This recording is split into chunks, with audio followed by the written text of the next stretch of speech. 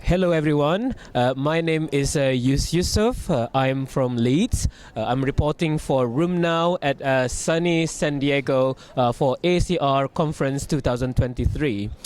Today there have been plenty of abstract session happening in the conference, and one abstract that caught my eye was presented in the SLE treatment session, and this is an abstract number 0781, and today I've been joined by the presenter of the abstracts, Dr. Amir Saxena.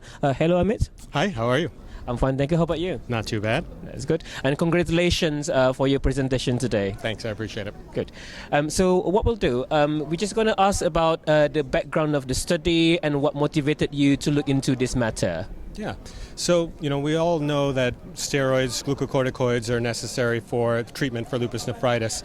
And it's important to treat nephritis aggressively because there's been a lot of studies that show that early responses to treatments are associated with long-term better prognosis. And so kind of classically, we used to use higher doses of glucocorticoids up front, usually 1 milligram per kilogram per day of a prednisone equivalent. But more recently, there have been several clinical trials that have utilized lower doses of those steroids, more in the order of 0.5 milligrams per kilogram per day. And there was one very small open-label study that looked at this and did show an equivalence in renal response rates. But generally, there hadn't been a ton of big studies to really compare those two doses. And so really all I did was to look back at some of these more recent studies that utilize some of these lower doses of glucocorticoids and compare the outcomes in those studies relative to the outcomes that we saw in some of the older studies that we used a higher dose of steroids. Okay, so you were looking in terms of pool analysis of data from 4 randomized controlled trials. Yeah. Exactly, and we just used the published data from that. That's good.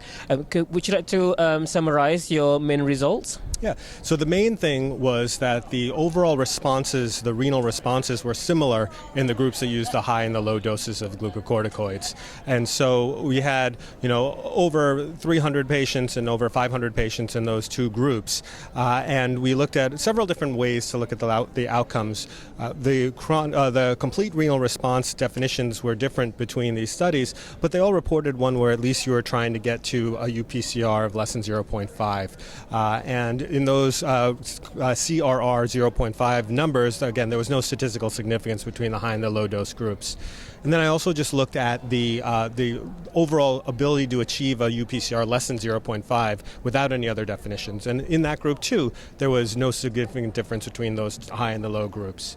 And then I think the main part that kind of pushed this a little bit over the edge is that the rates of the significant or severe adverse effects were higher in the groups, in those patients that received the higher dose of the steroids. And so both the overall SAEs and also the ones related to infections, the infection SAEs, were statistically significantly higher in those patients from the groups that got the higher doses of steroids.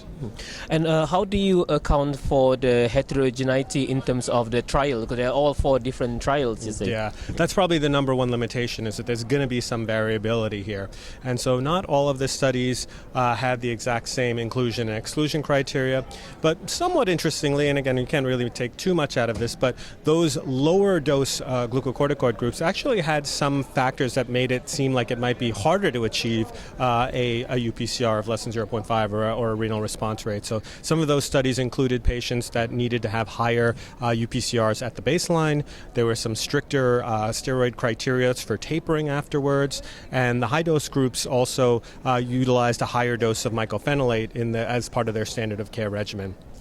Oh, so this is really fantastic news because of after using remission induction with some IV metalpreds, and then when you're trying to initiate someone with steroid, you can actually use lower dose, and it's sort of comparable efficacy compared to the higher dose with fewer side effects. So I think this is really good news for our patients. So I'm just wondering in terms of where do you go for next in terms of the studies? Anything that you're planning? I think if we can get more data, there there are some unpublished data from trials that have been done, and so if we can get some of that data and add that, it will just increase more power. But hopefully the patients themselves are similar enough that we can kind of say that, even though we're not looking at the patient level data, that we can still say that these are comparable groups and kind of make this claim. We were just looking at the arms where patients were receiving the standard of care, not the experimental arms, obviously, so that we can compare them for that reason too. Yeah, it's got one last final question before we finish. So we're now saying so it's maybe possible to start someone on a lower dose steroid, and I'm just thinking in terms of tapering later on. Do you think apart from the endpoints such as renal response, do you think requirement of low dose prednisolone should be a target in the next trials and clinical practice? What do you think about that? Yeah, I think so. One of the things that also kind of is important to remember is these trials, the low dose steroid trials, did use the IV pulse in the outset, so that could be part of the reason why you're able to get away with lower doses afterwards, but also that would hopefully entail the ability to use some of those shorter tapers or more aggressive tapers. And some of the studies did have more aggressive and less aggressive tapers. I didn't get into that too much because that part wasn't really published in the papers, but I think if we could get that information, we might be able to do more with that information, that data. Thank you so much for joining us today, and we've learned so much, and congratulations again with your abstract. And thank you for listening to our interviews, and you can follow us at Room Now for more coverage for the conference content. Okay, bye-bye.